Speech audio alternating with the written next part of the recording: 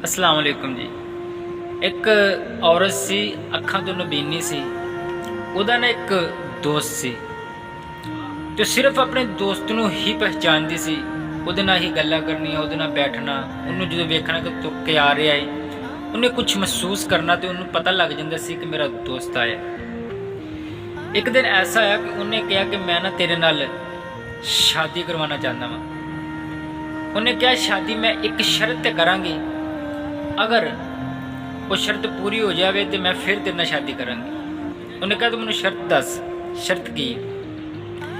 वो कहने लगे तो कि जे मेरिया अखां मैनू वापस मिल जावन ना, जे मैनू नूर वापस आ जाए तो फिर मैं तेरे नाल शादी करवावांगा। वो हुण बड़ा माड़ा सी। उन्हें कहा जे मैं इहदा ऑपरेशन करावां जां अखां नवीं लवावां पवावां इहदियां तो बड़ा खर्चा है। वो बेचारा दुख की वजह तो ना बोलिया ना गया, वो चुप हो गया, खामोश हो गया। कुछ दिन गुजरे, अल्लाह का कोई फिर एक नेक बंदे ने किसी ने फिर उन्होंने अखां दित्तियां। जो उन्हें अखां लै लियां ना, अखां उहदियां हो गई ठीक। उन्होंने जो रोशनी नज़र आई तो उन्हें वेख्या कि जिहड़ा उहदा दोस्त है वो भी अन्ना है, उहदा जिहड़ा दोस्त है वो भी हुण अन्ना है।